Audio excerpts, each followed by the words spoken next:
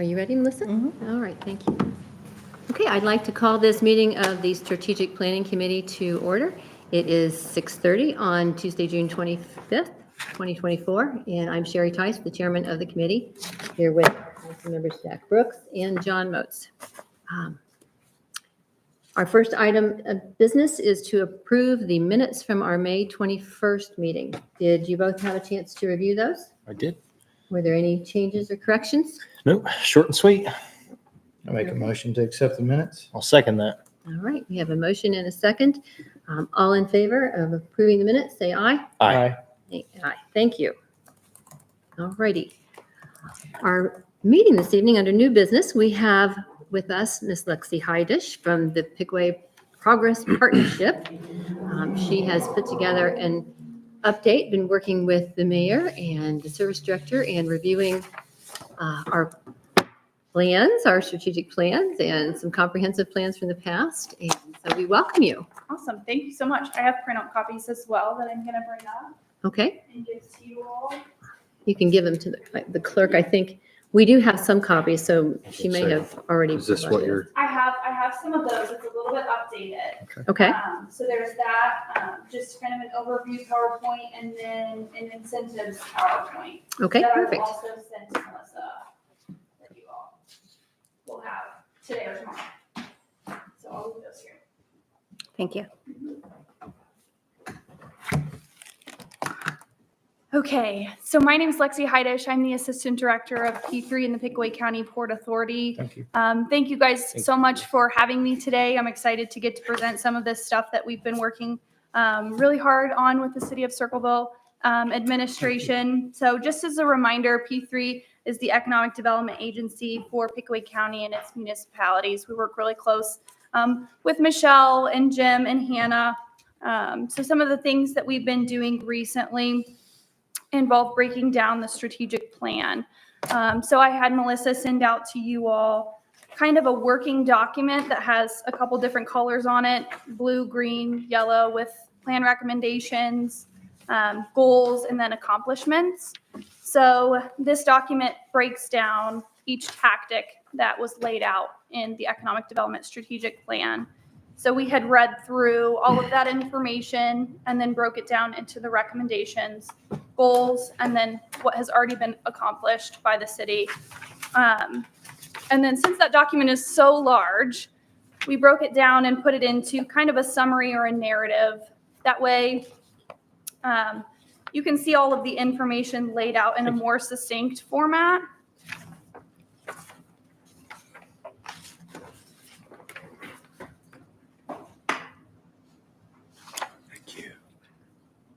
So each of the tactics are laid out with the heading, the main point, and then followed by a couple summarized bullets. I'll talk a little bit about what we have been doing with the city recently. This is just one of the many things that we've been doing.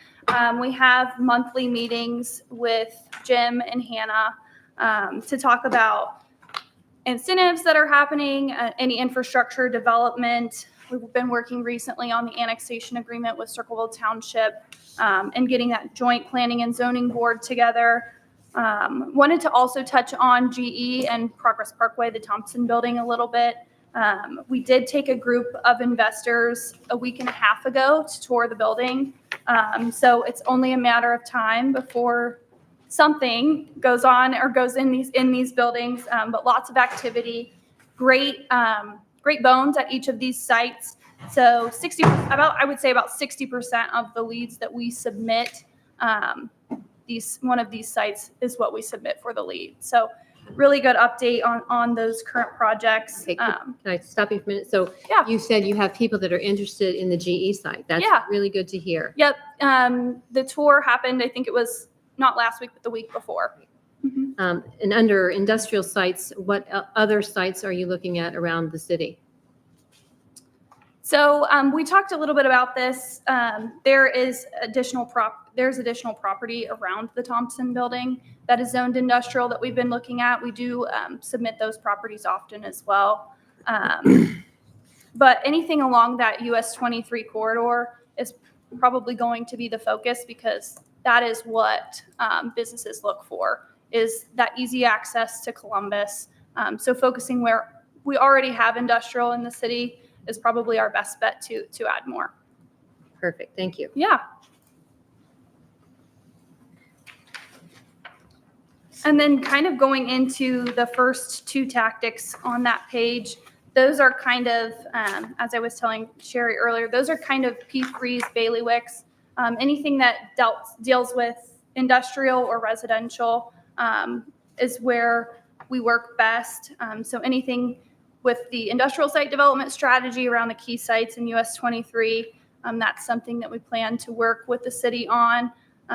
Coming up with that strategy that you guys want to have in regards to greenfield sites here in the city, as well as sites like GE and the Thompson building. We also are working, Tiffany Anderson in our office is working on a citywide incentives policy. It's good to have a good basis when developers or businesses, residential developers are coming in and looking at the city and asking what kind of incentives you offer.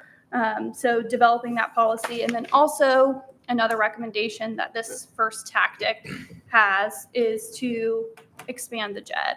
So we had a couple months back had come and talked about the JED expansion. I know that's kind of moving forward here. So that's a great thing to keep in mind when looking towards development in the area. When you say the JED, you're referring to its Joint Economic Development District with Sofidel? Yep, That right, it area? sits right over Yes. Sofidel. Mhm. Okay, just so everybody is understanding. Yes. Okay, very good.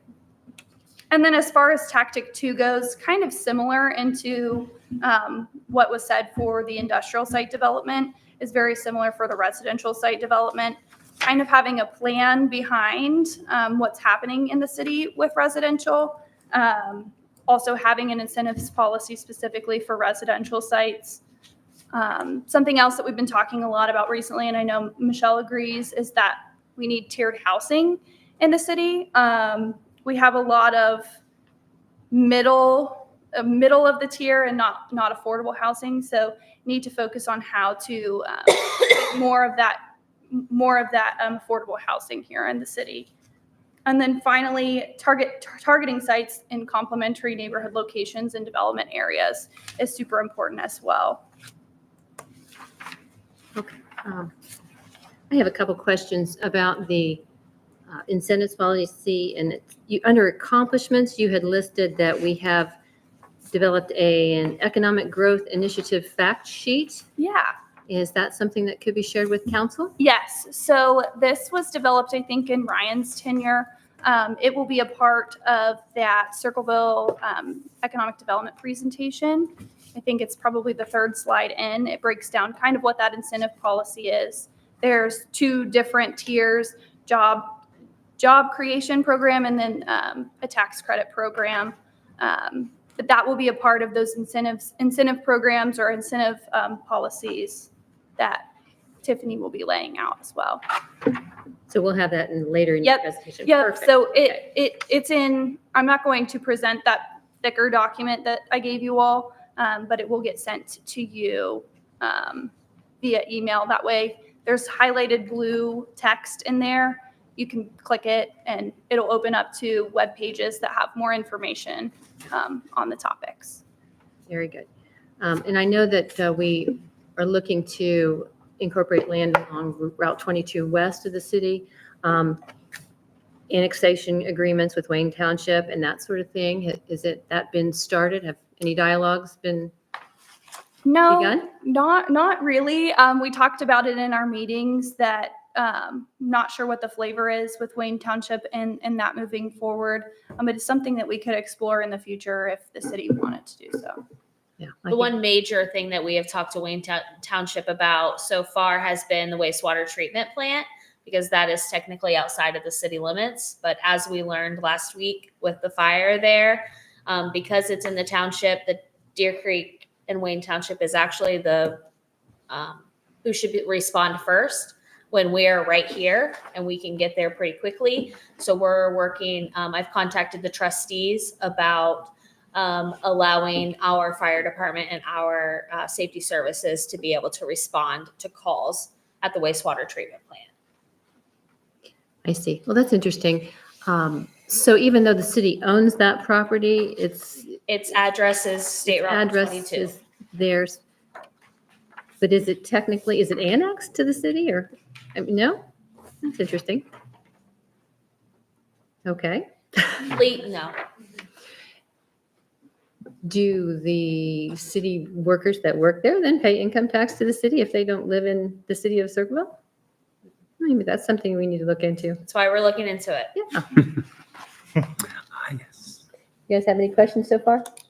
Yeah, I do on the, so the goals you were talking about, residential units and affordable housing. Yeah. Can you expand on that a bit? What you're thinking is affordable housing and how you're gonna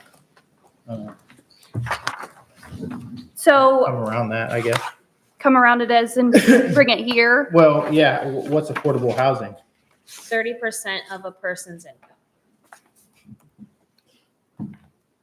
So what price range of the homes? Is that what you're asking? Yeah, that's Would kinda that what be? I'm Well, right now, a lot of the developments that we're seeing are in like the high 200s, low 300s, and people like, you know, working at a $20 an hour job, say they're a single person, they cannot afford that. So housing that, you know, maybe a mid-tier job, say someone's just got out of college and is very new to their job, someone that can afford like a condo.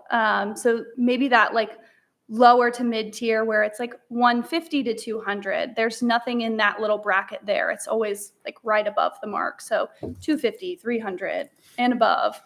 Even existing homes, that's kind of new build price running right now, but existing homes are also going for that. So there's nothing on the low to mid tier for housing there. I don't know that you could say nothing, but it's not. Very a minimal, lot, right. sorry. Because prices have inflated so much Right. recently. Correct. I mean, homes that would have been in that $100,000 to $150,000 range 10 years ago are no longer there. Even I feel like even maybe 5 or 6 years ago, Yeah. not very long. So yeah, prices have inflated pretty quickly. You have a lot of, as a goal to content build out the website with a lot of this data, putting in lot sizes, this is property cards, rhythm of outreach for traditional means to get the message out. So my question in all of these was, who is going to be in charge of implementing this? Is this something that falls under our mayor's job description or our city planners or P3 or all of I the will let above? you answer that. So once we identify what our goals are, it will be the administration that will come to council to say, okay, in order to achieve these goals and that we have for this plan, these are the things that we may have to look into doing, such as someone specifically dedicated to communications for the city. Okay, so that would potentially be a new person? Yes. Okay. Is there anyone on staff? I mean, we do have someone on staff now. We have that's- 4 or 5 different people that know enough to be dangerous. Okay, running the website and, Yes. and the Facebook page and that kind of thing? If we really want to utilize that and utilize how people are getting their news and things today, we need to up the city strategy on how to use those resources.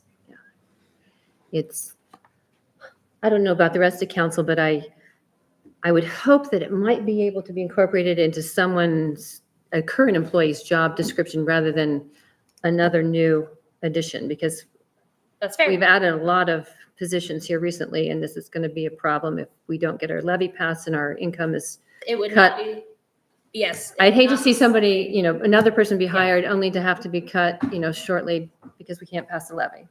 Please know that that would not be something that would come until after we know what the budget is going to look like. Very good, very good. Thoughts, questions? Anyone, other council No, thank people you. have a question at this point? It's good information. While we're on the residential units, Yeah. if I could ask our service director to come up, I'd like to have an update on where we are with all of these developments.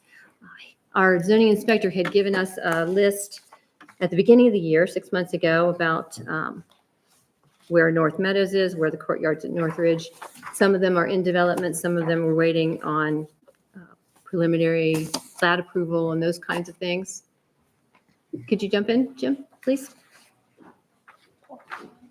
I know that North Meadows, which is the one that's up on Jewel Road and had 13 lots total. I know most of those are built and have people living in them already, which is wonderful to see. Yeah, it's all built out. All 13 So all lots are 13 lots are built out. great.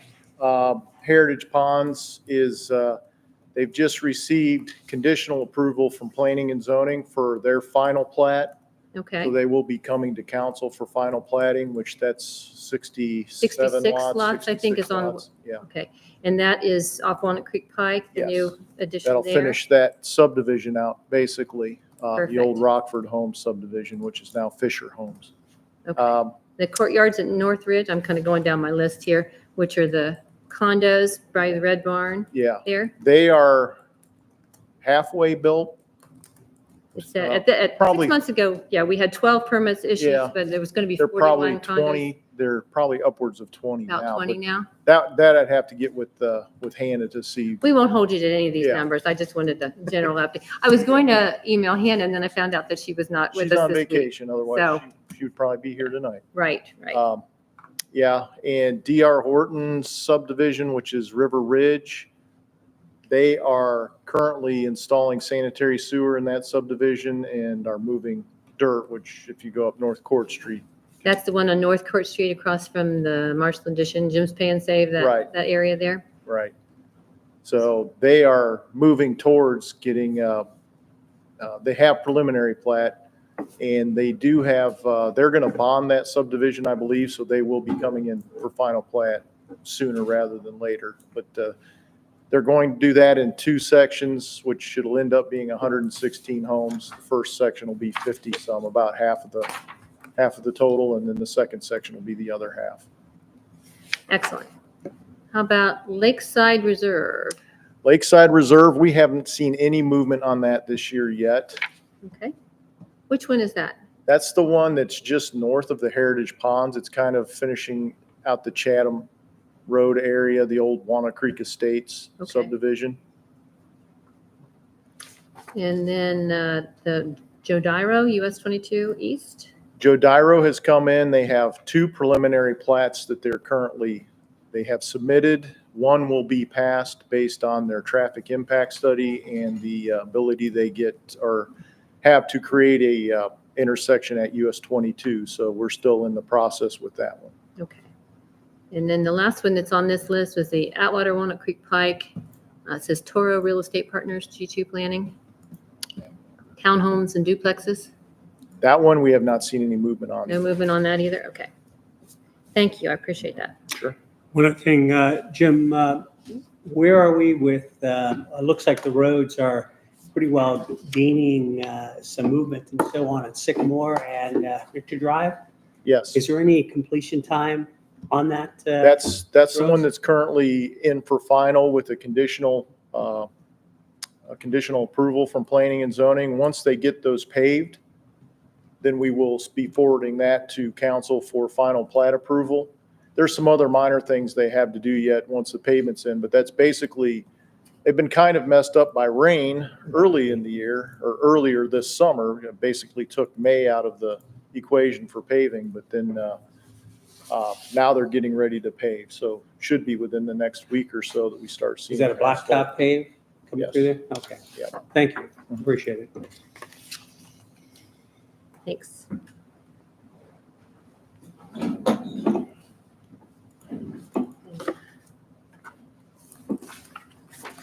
Lexi, you're up again. All right, so tactic number 2, you have implement City of Circleville residential site development strategy around key greenfield sites in the city, which I had to look that up. That's undeveloped land, it's greenfields, kind of ready to go, as opposed to brownfields, which are former industrial Like sites that, GE. like GE, that may need some environmental remediation. Mhm. So, anyway, okay. And you had target development areas. Did you want to talk about that at all? Which are you, or which? I'm under tactic? tactic 2. Okay. Target development areas, Island Road. between This, 23 so and this Forest is something, Cemetery? this is something that Hannah had worked on since it dealt with zoning recommendations. I don't have any background in zoning recommendations, so it is highlighted kind of where it's broken down, the recommendations from the Montrose Group in the plan Right. by page. So if you're curious where to find more information on these specific items, the page number should be highlighted out to your right. Yes, I did look through that. Just didn't know if anything was happening. This is kind of a chicken and the egg kind of thing, because we have developers that come to the city, correct? And then they're saying, we're looking at this land, but we also want to be marketing potentially other land, correct?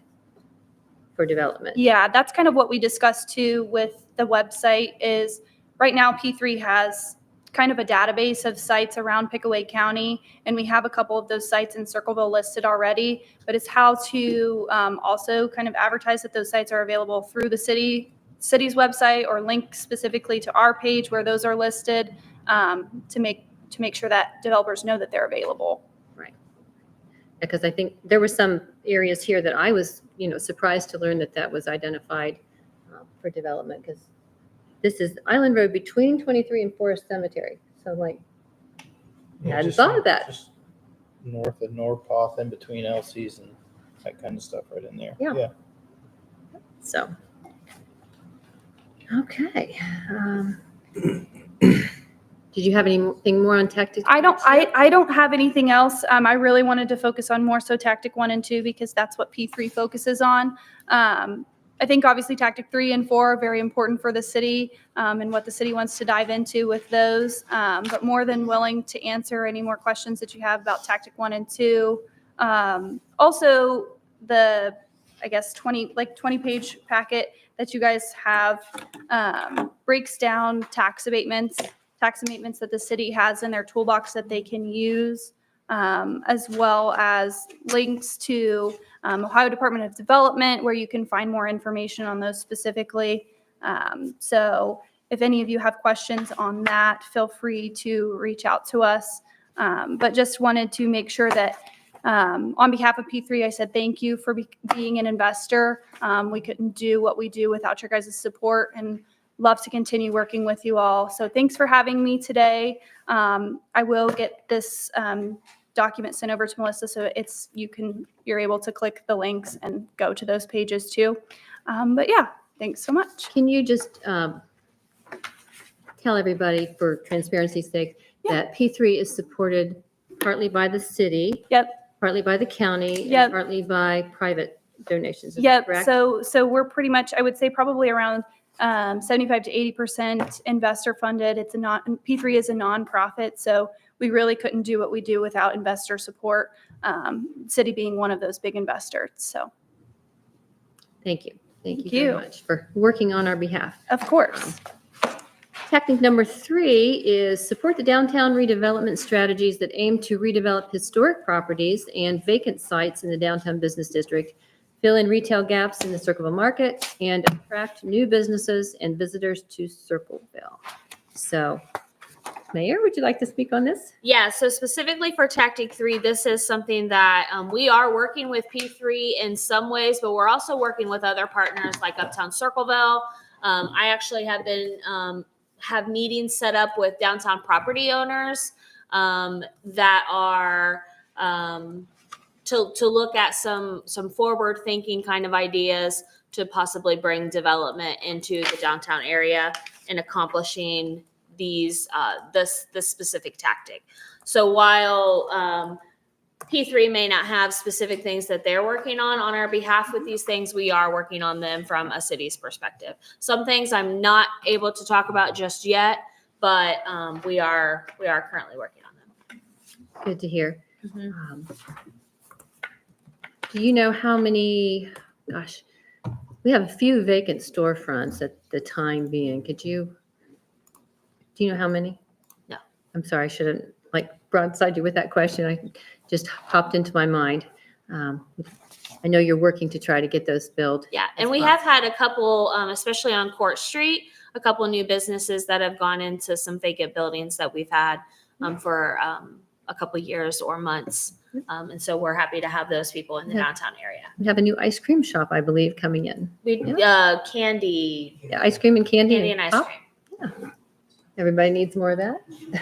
Strausers. Yes, okay. Tactic number 4 is to continue to enhance the overall quality of place in the city by fostering programs and efforts that build on existing assets such as the city's park system, trails, downtown assets, events, and shows. So our strategic plan wanted us to continue to invest in the city's park system and new park facilities and trails and repurposing of specific sites into new park sites. So we invited our service director and Tom Davis, who's consulting with us, to come and talk to us about the plans for the parks. Do you need to plug in? Yeah, I could borrow that.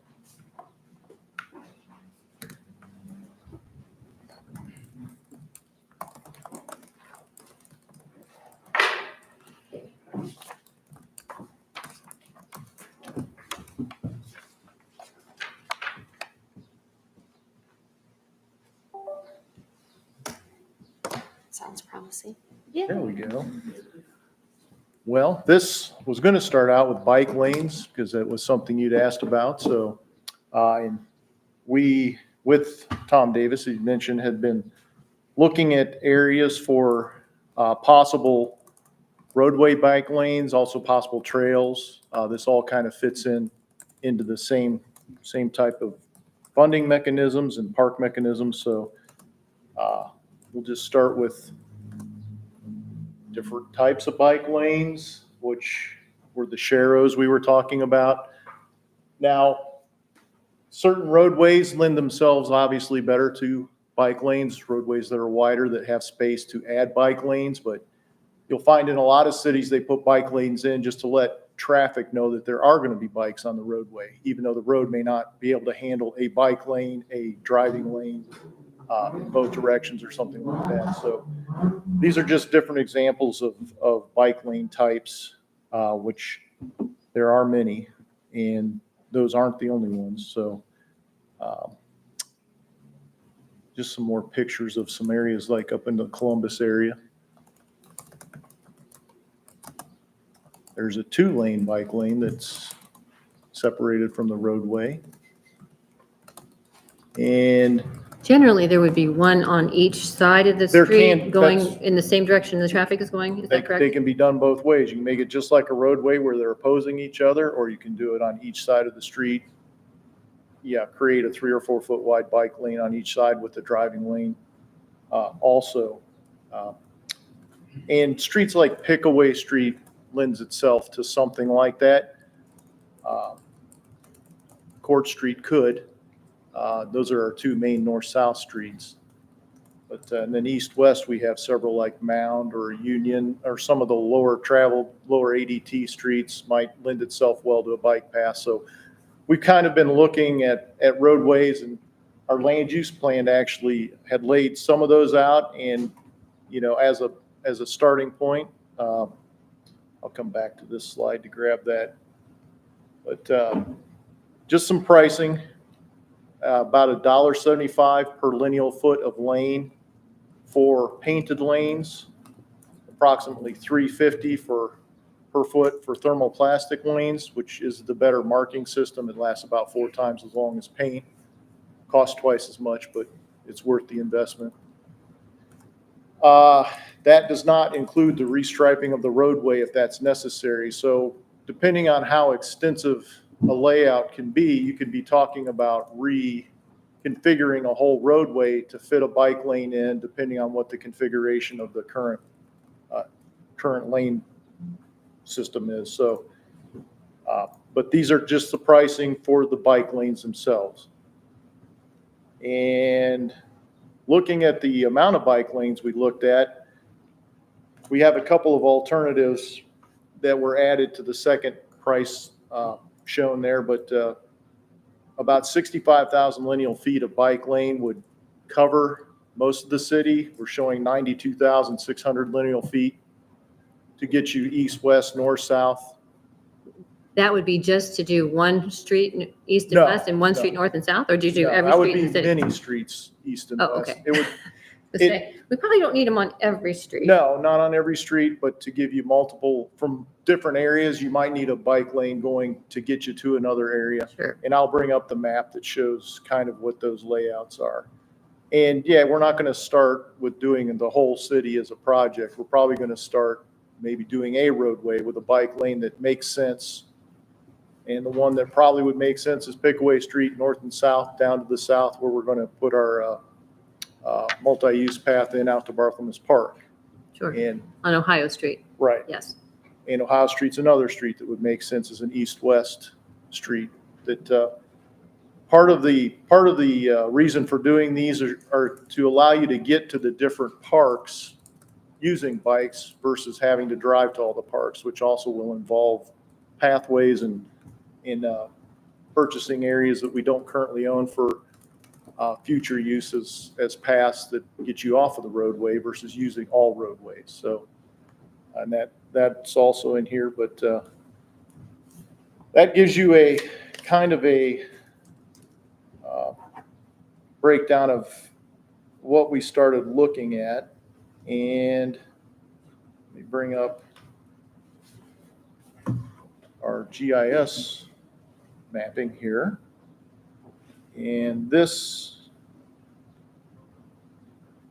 will have a couple of different map layers on it, but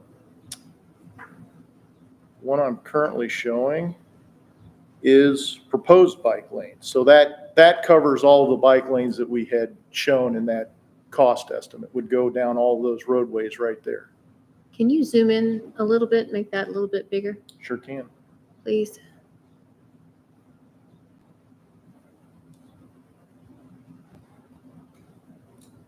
And this will show alternates, which are the dashed lines.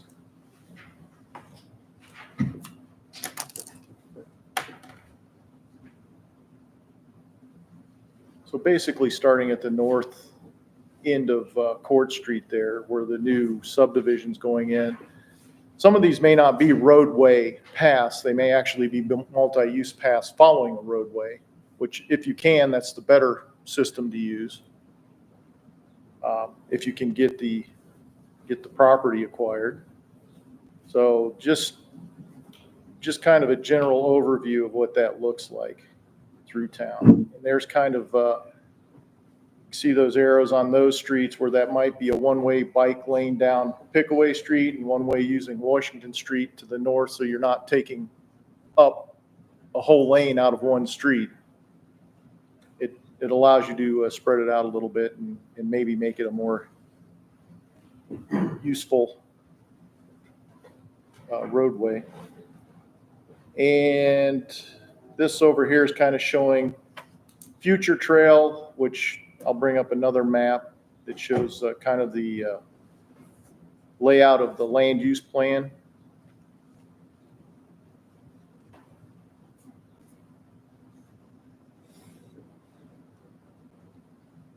So those red dots are what the land use plan has shown as trails. And it's pretty extensive. Yeah.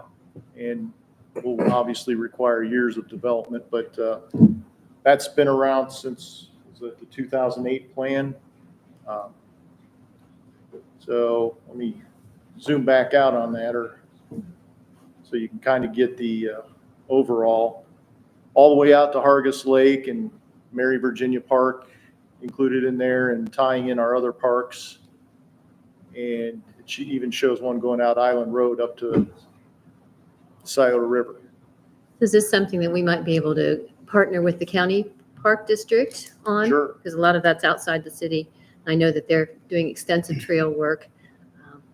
Yeah, I think the county park system is pretty eager to work with us on including trails tying into what they have. So, because a third of the users in Pickaway County are right around Circleville of the Yes. park systems. So let's pull up and we'll look at some of the other trails. I'm going to take the bike lanes out. And all right, blow that back up a little bit.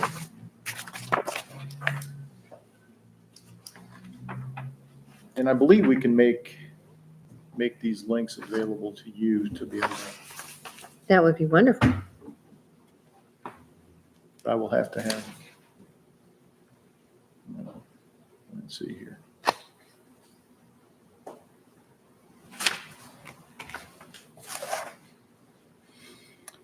The blue there are proposed trails that we are currently working on to take these back out.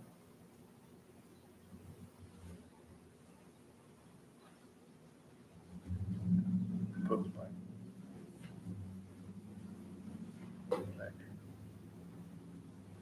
All right, so the blue dots are existing trails. The green dots are proposed trails. And some of those do involve tying into county trails.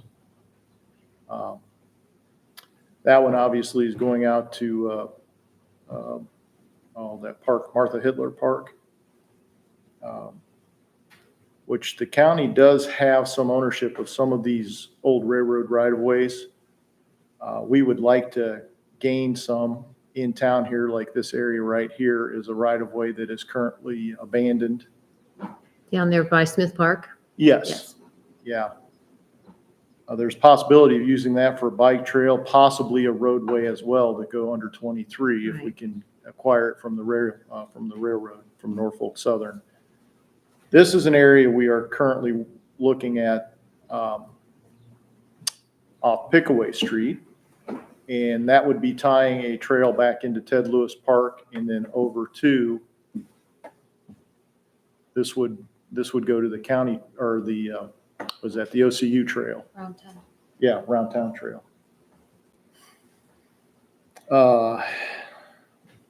This is also using some of the land use plans trail system that they had proposed, but that's a smaller scale of what we're kind of trying to concentrate on to get started. But as you can see, it's a pretty extensive trail network Sure. that is being considered. So We have that there are ODNR grants for trails. Now, do those grants, the Recreational Trails Program and the Clean Ohio Trail Fund, is that something that would apply in the city, or is that just like a county thing? Tom, I could believe. you want to jump up to the microphone, please, so we can get you on the recording? Everybody can hear you? Yeah, both those grants, the municipalities are eligible to apply for, and their primary focus is to try to connect trails and parks, and these things are doing that. Yeah. Connecting Mary, Virginia to the Round Town Trail, tens of thousands of people at Mary, Virginia, and thousands of people in OCU and on the Round Town Trail can't get together Right. because of a quarter of a mile. So those kind of things, those grants love. So Sure. And we have to work with the property owners because a lot of that goes across private property, I believe, right? So yeah. so there's some challenges, right? Okay, very good. Another thing, did you have any more on trails? No, Okay, that's, great. unless there's any questions, that's kind of, and that'll be available on our GIS system. So, which, that's another thing we're working on upgrading to make it more user-friendly so that, folks can get in there and view it. But, Would that be something that would be linked through the website? yes, should be able to do that. Wonderful. Any questions, guys? No, thank you. All right. Our other plan recommendations here was to convert the former elementary school lot at Atwater to a park, and I know we've talked about that.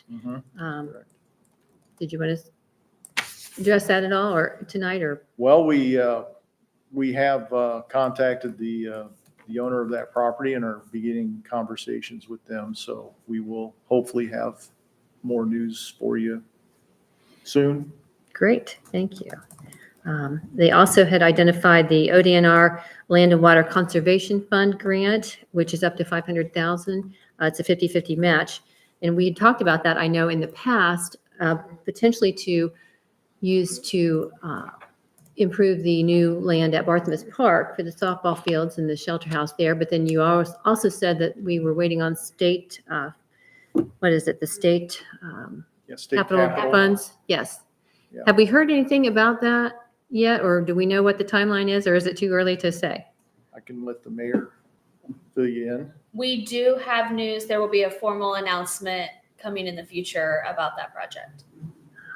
You can't tell us whether it's good news or bad news? It's good news. Oh, good news. We always like good news. It's That's great. Temper your expectations. Okay. Not that good news. Okay. But it's good news. Well, we'll take any good news we can get. I did also see we got $100,000 grant for this building in the capital grant as well. And I was trying to think, For the City Hall building? yes. And I may have applied for that a while ago and while we were doing the Belvedere.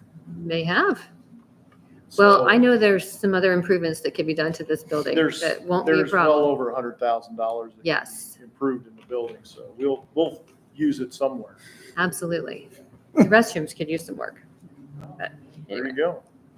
just as a thought.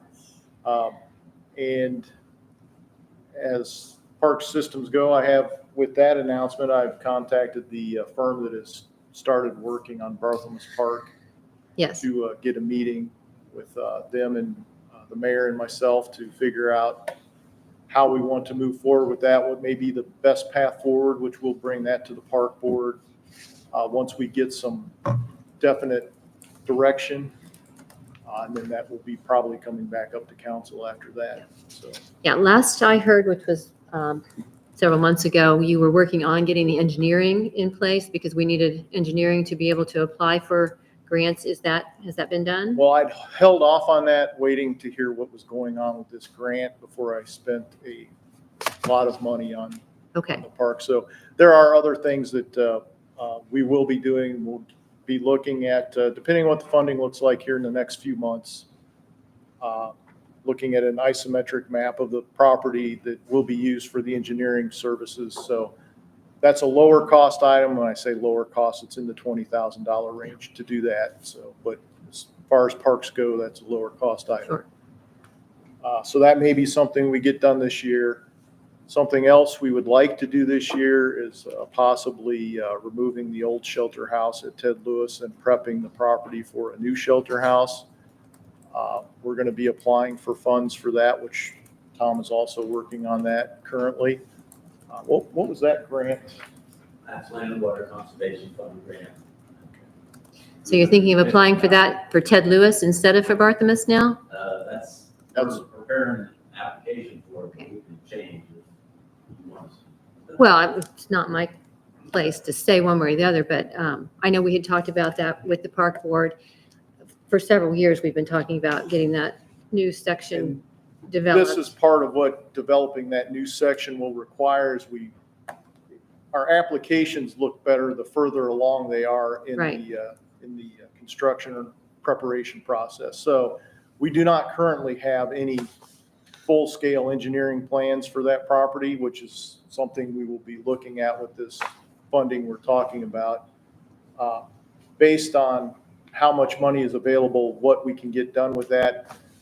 Grants look at shovel-ready projects, as those are the ones they like to award because they get to see immediate gratification basically for funding those. Where if you don't have the engineering done, you're a year out from even being shovel-ready. Yeah. Those are lower on their list. Well, right, that's why last year at this time, we were discussing applying for that land and water conservation grant, which is due in November, and we did not have the engineering, and so you said, let's hold off on that until 2024. We'll get the engineering in place, so we're ready to apply. So that's kind of what I thought the process was. I have been working with these wonderful softball people for several years now, and they've been very patient, but they're getting tired of waiting, and their kids are growing up, and so anyway, I hate to see, well, it'd have to go through the park board, but I mean, I hate to see one project get put on hold in order to do another new project, you know? Yeah. The amount of money we're looking at for the softball fields is in the $2 to $3 million range. Yeah. We're looking at a few $100,000 to get this shelter house. So, I see. yeah. And engineering for that project's going to be in the $300,000 to $400,000 range. So The engineering for the Barthelmess expansion? yeah, just for the Okay. initial engineering. Oh, I didn't know it was that expensive. Yeah, that's, That's huge. Yeah. We should have been engineers. well, yeah. Wow. Volunteer engineer. Never had one volunteer to do I was gonna say, Full probably a project. lot of money. Some people, you just have to ask. You know, Circle Youth Baseball asks for volunteers all the time. I got my. Beth, do you want to come up to the, Stuff done. can you come up to the microphone so we can hear you? People can't hear you. Yeah.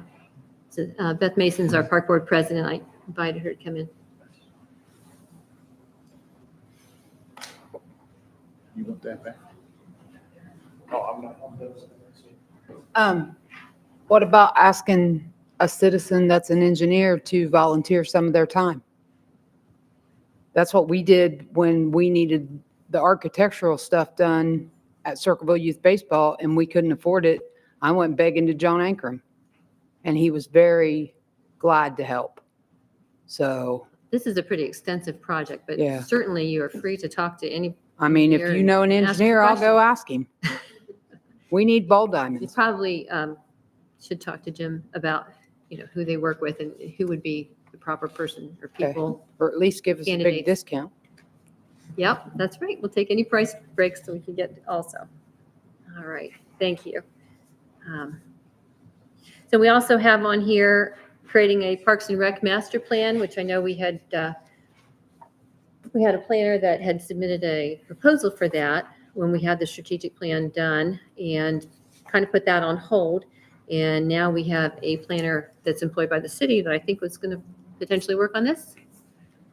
Well, I imagine can develop more of it, but it's still likely going to require a firm to finish that up if we're looking at a full master plan. So I know that was in the $50,000 price range for that Somewhere in that planning ballpark. effort.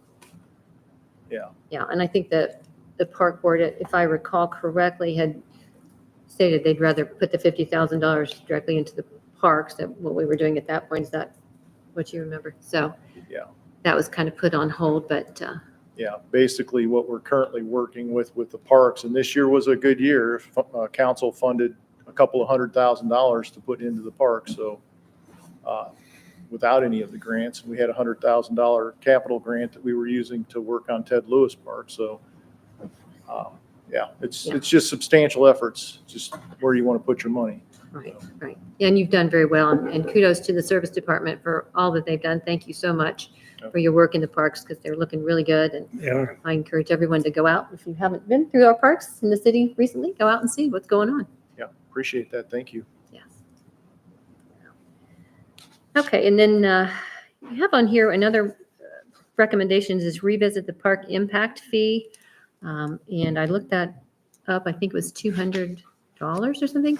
How does that work, this park impact fee? Do you know, Mayor? No? We just talked about this. Yes, okay, great. Yeah, the impact fee comes into play if they can't meet the required green space that our zoning code requires. Most of them do. For new developers. For is new that correct? developers. New developers. So is that per parcel? That is It's like- per parcel if they're developing a subdivision. Okay, So they don't pay it if they meet the green space requirements. which means they're putting in their own parkland or playground or something like that Or within the trails or- development or yeah. trails or whatever it is. Okay, Exactly. very good. Yeah. Okay, And it's a minimal fee. Like a subdivision like the Heritage Ponds would give you $12,000 with those I impact see. fees. So it's not going to pay for the engineering. not really impactful. So, But, that will, every little bit helps. Yeah. Any questions or comments or thoughts? Tom? No, thank you. Okay. Good information. All right. Did have a question, and under accomplishments with the parks, obviously we have the Ted Lewis Park renovations that have been done. The trail along the creek is installed, which is a wonderful path to walk along. Working on the Four Seasons Shelter House, which was presented in a previous meeting, and the plans for that are exciting. It says we have purchased land for Emerine Park and working on conversion. Now, that was a lease that we did with the school system for Emerine Park on Corwin Street. And I wanted to ask what this conversion is. Do we know? I think that was the basketball courts. Well, no, the basketball court is complete, but it says purchase land and working on conversion. I don't know if that was just finishing the lease to own, because that was a 5-year lease. I think we're about 3 years through. So you don't know what conversion is? Unless it's just convert, no, I really don't. That's I Okay. don't know why. From them to us? Yeah. We can try to find out what conversion Really? means, but basically, it's a lease purchase. We'll own it after 5 years Yeah. and should be 3 years left on the payments, or 2 years. I think, yeah, 2 more. I think we've made 3 payments. So yeah, maybe that's just converting it from a lease to owned property, Possibly. hopefully. Okay. So, yeah, and we got the funding for the TAP grant, right? For the multi-use path on Ohio Street that will take bicyclists and walkers across. Should just stay up here. Yeah, just stay up here. Yeah, we got TAP funding for the 2027 fiscal year for ODOT, which that's going to require some engineering as well, but I believe that one is paid for through that grant. But once we get into the grants, I'll find out more as to whether they'll pay for the engineering fees or not. But yeah, so we got a $905,000 grant to put a multi-use path in along Ohio Street and down Kingston Pike to tie into Barthelmess Park, which is one of the reasons why we want to get some bike lanes, maybe getting down to Ohio Street so we can start tying the city together. You say 2027, so does that mean we won't be actually implementing that until 2027? We can't use the funds until their fiscal year 2027, which is June or July of 2026. Okay, so we're ODOT still like operation. 2 years out then, Yes. more or less. Yeah. Okay, great. And it says we're currently looking into the OPWC Clean Ohio Green Space Park for grant for parkland acquisition, so. Yep. When is that application due? Do you know off the top of your head, or September. September? So it'd be a few months after that when we hear. Is Tom in charge of that? You writing that grant for us? Tom is a grant guy, and he's been fantastic to work with. A lot Wonderful. of good ideas out of this man. Yes, Good. yes. We're kind of lucky that he retired from the county park district. All right, thank you. So, questions? No. Okay. The last part of this is become an eventful city by creating a pathway for local nonprofit agencies and business owners to sponsor, host, and facilitate a variety of weekly and monthly events. That was in our plan. So maybe I'll throw this over to our mayor to create a more constant schedule of small-scale public events like food truck gatherings, farmers markets, outdoor entertainment, et cetera. Yeah, I think it's working with those who are putting those events on downtown and being able to go market those with Uptown Circleville, the Chamber, and other people who are having events downtown. We have a lot of things going on We do. downtown. Sure do. As we heard from the visitor center. Do we publicize those things on the city website as well as the Visitors Bureau and the Uptown? I know that there are links on our website to those places' websites.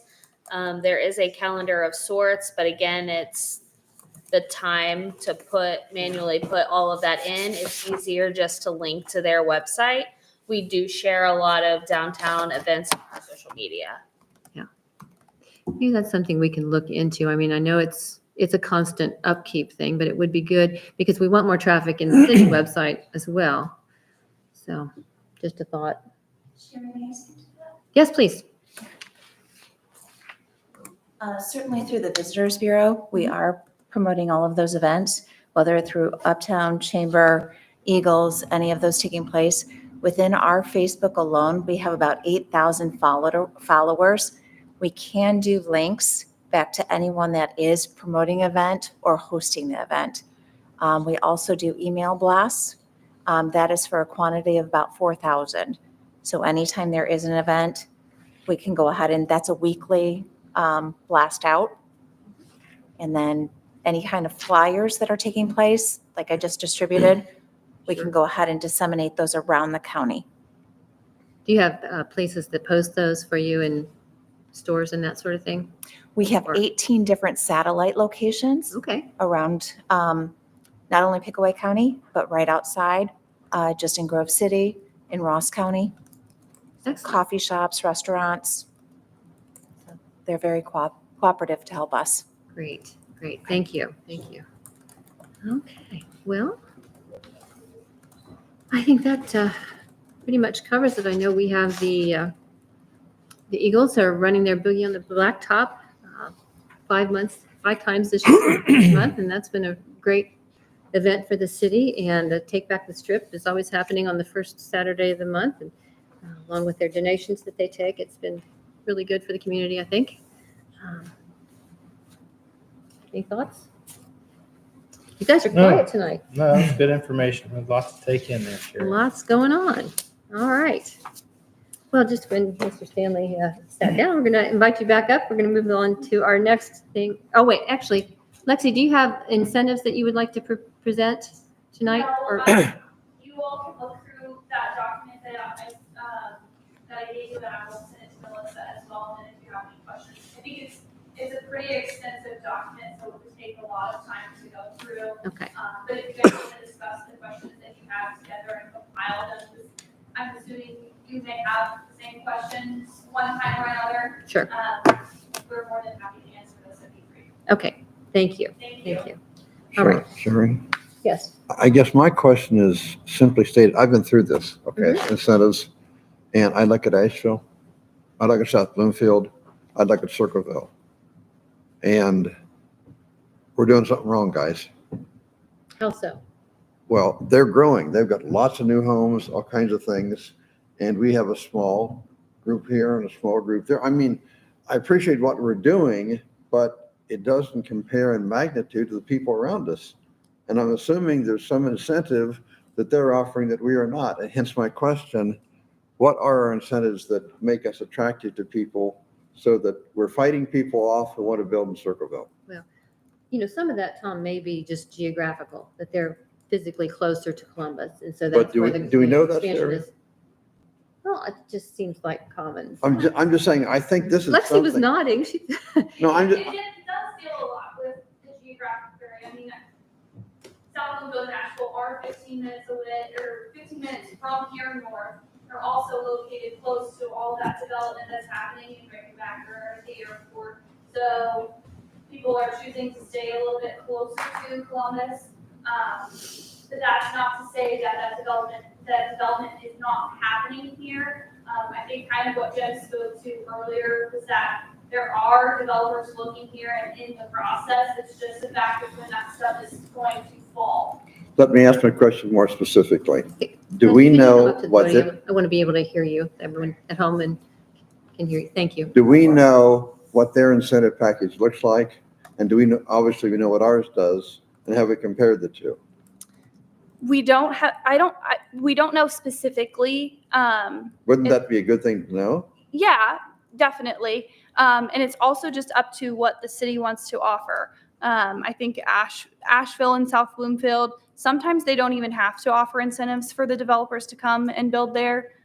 Sometimes people do. I guess what I'm saying is, if we knew what we were needed to offer to attract residential specifically, Mhm. and the mayor came to us and said, what are you guys going to do to help? I'm sure we would support that, okay? And I'm just saying, I think we need the data from which to make that decision. That's my point. I think what I've heard from Michelle too is within reason, the city's willing to support incentives. It's also to what the developer is going to bring back to the community. But I think that is something that we're still working on, kind of with those citywide incentive policies, what is potentially able to be offered for developers of that sort.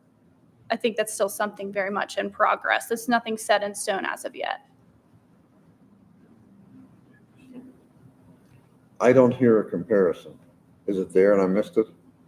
We can look into We'll have to see look what into the it. differences I'm are. sorry, Michelle. We can look in to see what the incentives are, possibly to see how development is going up there, or if it's just opportunity for developers. Absolutely. All I'm saying is we need to have a baseline and know what we're competing with whom we're competing, what we're competing with, and then make decisions. What do we need to do? You know, we've grown what? 5,000 people in the last 20 years? Or more. More than 20 years. I mean, I know I'm preaching to your choir. I know that. But I'm just saying, I think we need to take this seriously. I think the days of, I like my town the way it is and I don't want it to change, I hope are over.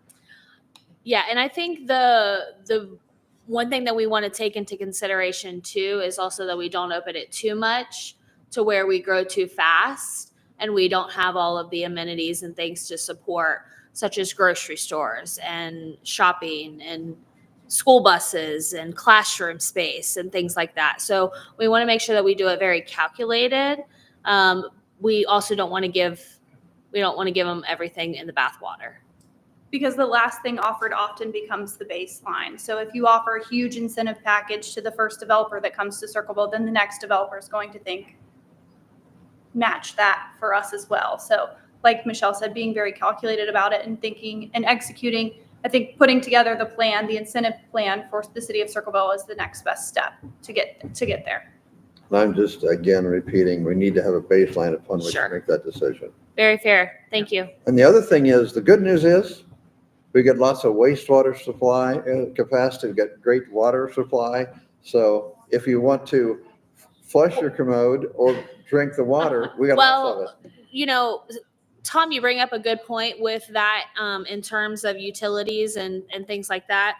We do have capacity in some of those utilities, but we also need to consider other things like how do we get the water there in some of these developments? You know, how do we get water out to 22, and what are the EPA and state of Ohio guidelines on water towers, and what does that look like, and how much money does that take, and how much money does that cost? You're talking millions of dollars to put piping in the ground to get the water out there, and then building the water tower to work with that. So that's why you also have to look at water regionalization with our partners in the area. Amen. Lots of things for you to work out. Yes. Yes, yeah, come up to the podium, Can I just say please. Jeff Allen, City Council, First Ward. It might not even be incentives, Tom. It might be that we're just too restrictive. I mean, I'm but sorry, Jeff. it might not be incentives. It might just be that in the past, we've been pretty restrictive for people trying to come in. So the baseline that you're talking about, we may not have to add any incentives. We just may need to be more Cut away at what's already there. helpful with the ones wanting to develop here. Yeah. Thank you. I totally agree. And I guess that would be part of the baseline. If we've done some things in the past that were counter to what our plans are for today in 2024, then we need to address those. And I completely support what you said. Thank you. Yes. Piggybacking on the events taking place downtown, Richie Verito. I love the events taking place downtown, but I do have a question about what events taking place, and when there's no events going on, we have porta potties sitting in our downtown every day from the Eagles parking lot. Is there something about that to maybe look into that? Because that's not beautifying our downtown or keeping our downtown looking beautiful. They are not beautiful. You're right. You'd have to ask the mayor. That would be her department. Okay, let's go back to our number two, railroad grade separation. Jim Stanley, our service director, if you could give us an update on where we are. We had our information session. That was, I believe, the first week of April, and is that correct? And then they did Yeah, we had the meeting in March out at the Fairgrounds. the fairgrounds. Was that March? Okay. Yeah, it was March. Right, and then they had They had a response Response. period they had 30 to 45 days to take in any comments. They the did first week that, of April. That's what I was thinking. Yes. which actually got us to the middle of April. And then at that point, they put together a report which was submitted to ODOT. Mhm. So there is a draft of the final report that ODOT currently has. They have 30 to 60 days to respond to that. So we're in that time frame right now. Okay. So we should have a final report here as soon as they get all their answers to ODOT's responses. And the driving force in this is ODOT's kind of the people, they're in charge of this whole thing because we're going to be asking for federal money, and we're currently using federal money that we received through closing some of the old railroad crossings that we had, Houston Street. And those are the funds we're using, and ODOT is in charge of those funds as well. So we have to follow their procedures and protocols, and it takes a fair amount of time. They're following national EPA procedures and protocols.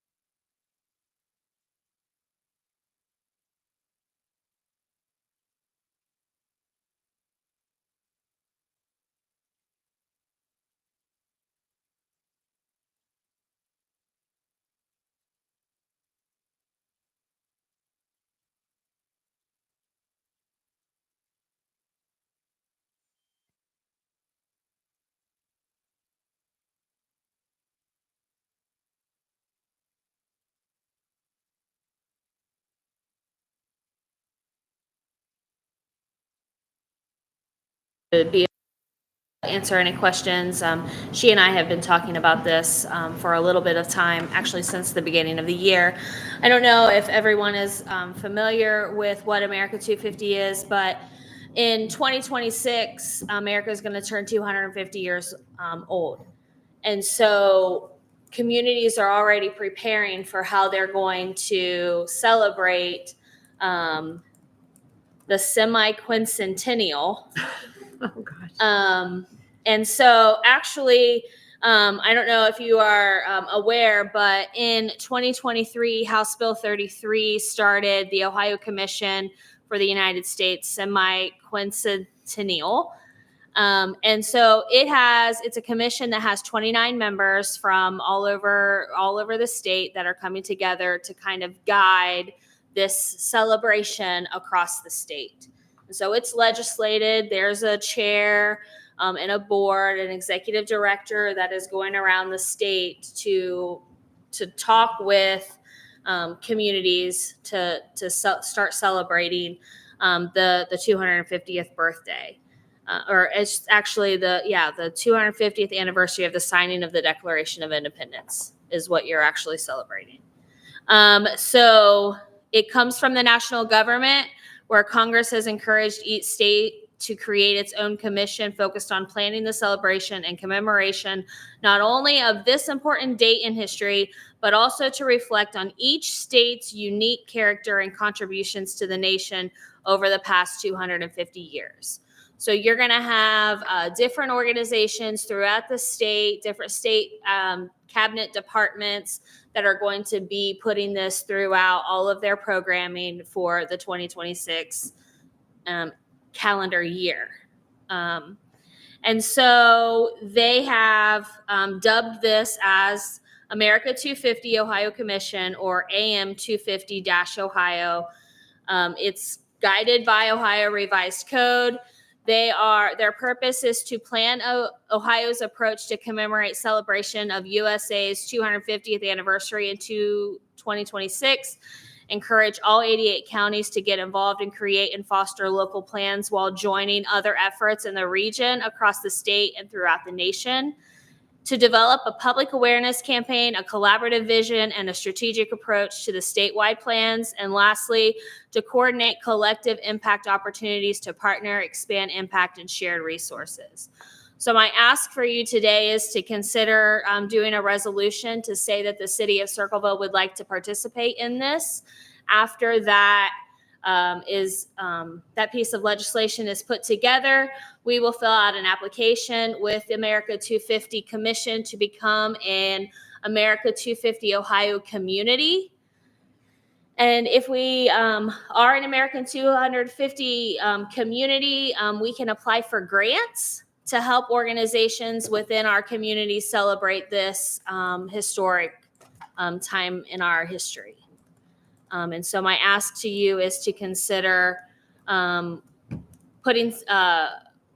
me to work with the law director to put together a resolution to help us be a America 250 community. Elizabeth has worked with the county, and the county has put forth a resolution for the whole county, but I'm asking you to consider doing this as the city of Circleville. Is it something?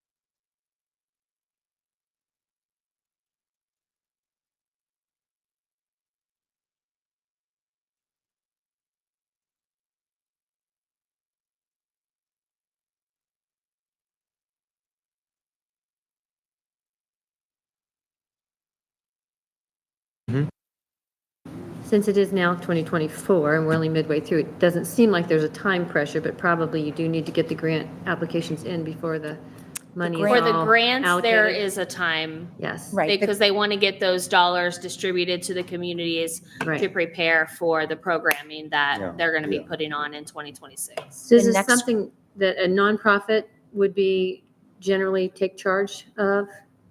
Is that, or is this something that the city would spearhead? I think it's both. Both. I have the list of people who were granted awardees.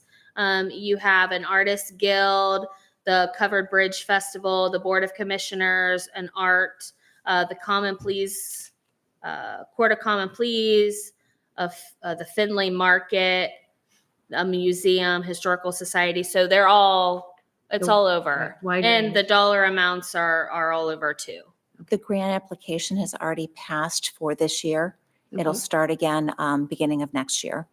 But it is important for us to put together committees. Yes. And Jenny Rhodes and I have outlined probably about 14 or 15 organizations so far. Okay, great. It'd probably be good to, is it Jane with the Historical Society? Mhm. It'd probably be Yes. good to get involved with them. and Yes. Get the ball rolling on that so we have a nonprofit or whatever it is they do Mhm. involved. We will look forward to hearing more about that. Great. Thank you very much for your consideration. Thank you. Thank you. Thank you. Okay, the next item we have is the Volunteer Appreciation Ice Cream Social. And I wanted to tell the two of you, since you're both new to council, that last summer, the Strategic Planning Committee did our first annual ice cream social. It was put on for the council members to show, and the administration, to show their appreciation for the volunteers that serve on all of our different boards and commissions, the Historic Review Board, Planning and Zoning, all of them, not just the ones that council appoints, but also the ones that are appointed by the mayor. And we had ice cream sundaes, and it was a nice evening. So after that event, we discussed it in committee, and I asked if the committee would like to try to make that an annual thing, and they said yes. So I'm bringing it up to you. And we did it the last week in July last year, which was kind of a good time frame in between the end of the softball season and the beginning of Pee Wee football season at Ted Lewis Park. We went down to one of the shelter houses and had a nice little evening. Yeah. So I wanted to bring that up, and if you two agree that that would be something we should ask council to sponsor, we will take that to our next council meeting. I believe it was about $400 that came out of council's budget to sponsor that. Okay. The ice cream sundaes were made by the Dairy Shed and had different options, so everybody could kind of help build their own. Yeah. It was good for a summer evening. I think that'd be a great idea. Yeah, that sounds good. Okay. Very good. And the last thing we have under new business this evening is that we do have a vacancy on the Historic Review Board. We just heard the resignation of Paul Johnson at council. So there is an opening if anybody is interested in that. The application is on the website and you can fill that in and submit it, please, by June 30th. We are accepting applications and then we will do interviews in July.